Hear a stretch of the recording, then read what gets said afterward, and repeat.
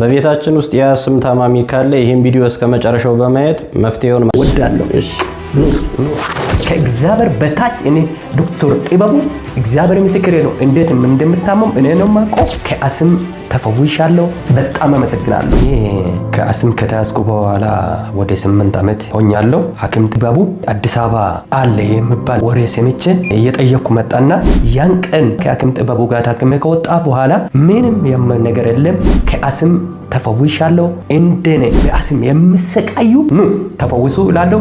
እኔ በጣም አመሰግናለሁ። እውነት ከእግዚአብሔር በታች እኔ ዶክተር ጥበቡ እግዚአብሔር ምስክሬ ነው። እንዴት እንደምታመም እኔ ነው የማውቀው። በጣም አመሰግናለሁ። ኑር አመሰግናለሁ። ወዳለሁ። ኑር